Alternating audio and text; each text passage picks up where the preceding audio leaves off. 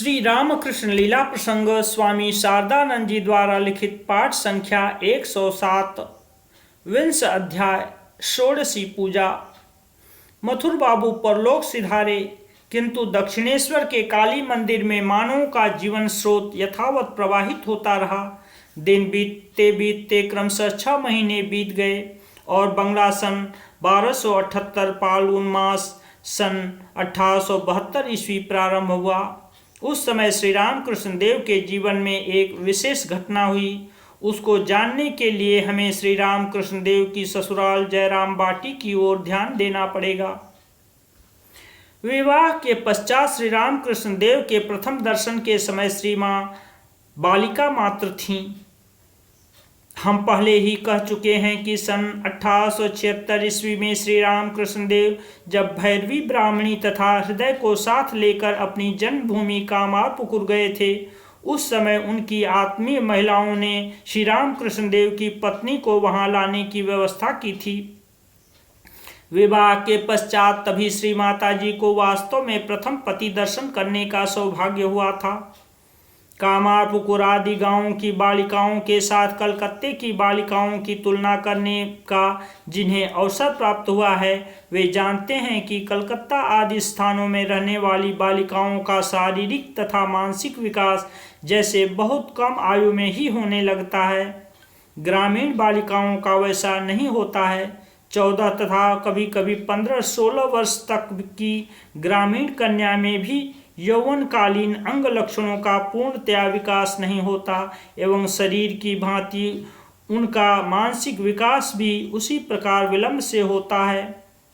पिंजराबद्ध चिड़ियों की भांति स्वल्प विस्तृत स्थान में समय यापन करने को विवश न होकर पवित्र निर्मल ग्राम्य वायु का सेवन तथा गांव के अंदर इच्छानुरूप विचरण कर स्वाभाविक रूप से जीवन व्यतीत करने के कारण ही संभवतः ऐसा होता है।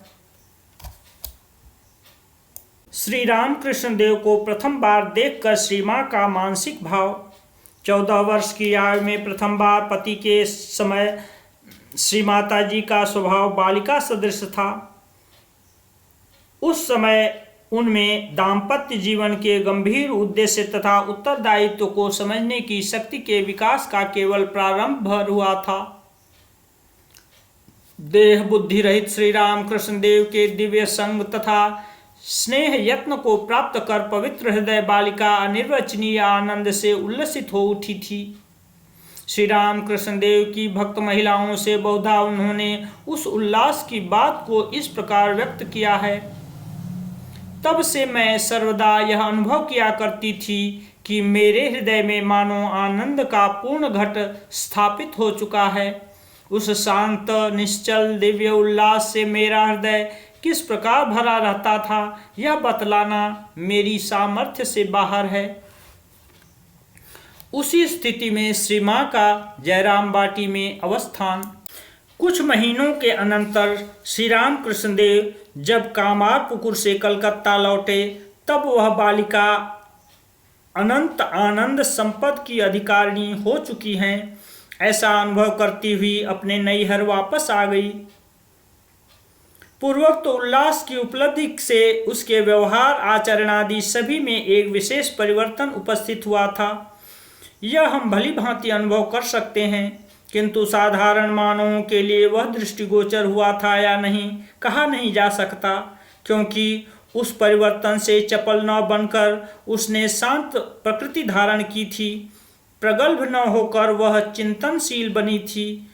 उसकी दृष्टि स्वार्थ में निबद्ध न होकर वह निस्वार्थ प्रेम की भूमि पर आरूढ़ हुई थी तथा उसके हृदय से सब प्रकार के अभाव दूर होकर वह साधारण लोगों के दुख कष्टों में असीम सहानुभूति संपन्न हो क्रमशः वह करुणा की साक्षात प्रतिमा के रूप में परिणत हुई थी।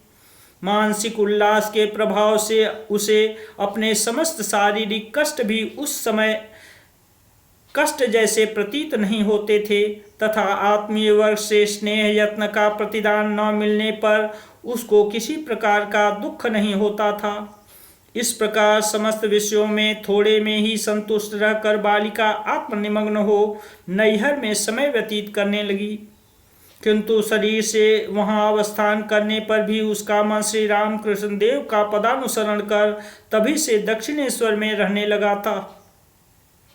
श्री रामकृष्ण देव को देखने तथा उनके समीप उपस्थित होने के लिए बीच बीच में उसे प्रबल उत्कंठा होने पर भी वह अत्यंत यत्न पूर्वक उसे रोककर धीरज धारण करती रहती थी तथा अपने मन में यह सोचा करती थी कि जिन्होंने प्रथम दर्शन के अवसर पर कृपा पूर्वक उससे इतना स्नेह किया है वे कभी उसे भूल नहीं सकते। समय आने पर अवश्य ही वे उसे अपने समीप बुला लेंगे। इस प्रकार उनके दिन बीतने लगे तथा पूर्ण विश्वास के साथ शुभ दिन की वह प्रतीक्षा करने लगीं। उस समय श्री माँ की मनोवेदना का कारण तथा उनके दक्षिणेश्वर जाने का संकल्प इस तरह क्रमशः दीर्घ 4 वर्ष व्यतीत हो गए।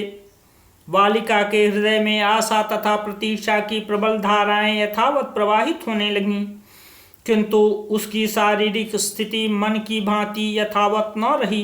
दिनों दिन उसमें परिवर्तन उपस्थित होकर बंगला सन 1278 यानी 1872 ईस्वी के पौष के महीने में वे 18 वर्ष की युवती हुई। देवता सदृश पति के प्रथम दर्शन जनित आनंद से उनका हृदय जीवन दैनंदिन सुख दुखों के ऊपर अवस्थित रहने पर भी इस संसार में विशुद्ध आनंद का अवकाश ही कहाँ है। ग्रामीण लोग वार्तालाप करते हुए जब उनके पतिदेव को उन्मत्त कहा करते थे तथा पहनने का वस्त्र तक त्याग कर वह हरी हरी कहता फिरता है, इस तरह की बातें किया करते अथवा समवयस्क महिलाएं जब पागल की पत्नी कहकर उन्हें करुणा या उपेक्षा की पात्री समझा करती तब मुँह से कुछ न कहने पर भी उनके हृदय में अत्यंत कष्टानुभव होता था। उदासीन होकर तब वे सोचा करती थीं, मैंने पहले उनको जैसा देखा था क्या अब वे उस प्रकार नहीं हैं जैसा कि लोग कह रहे हैं? क्या वास्तव में उनमें वैसा परिवर्तन हुआ है? दैवी विधान से यदि ऐसा ही हुआ है तब तो मेरे लिए यहाँ और अधिक रहना उचित नहीं है। उनके समीप रहकर उनकी सेवा में नियुक्त रहना ही मेरा कर्तव्य है। इस प्रकार विचार विमर्श करने के पश्चात उन्होंने स्वयं दक्षिणेश्वर जाकर इस संदेह को दूर करने तथा बाद में जैसा उचित प्रतीत हो तदनुसार कार्य करने का निश्चय किया। उस संकल्प को कार्य में परिणत करने का उचित अवसर फाल्गुन की पूर्णिमा को श्री चैतन्य देव का आविर्भाव हुआ था।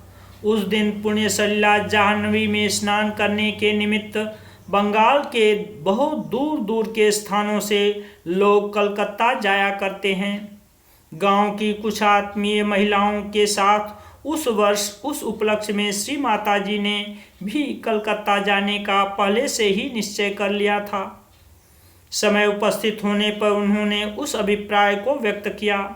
उनके पिताजी की अनुमति के बिना उन्हें ले जाना उचित न होगा, यह सोचकर उन महिलाओं ने उनके पिता श्रीयुक्त रामचंद्र मुखोपाध्याय जी से उस विषय में पूछा।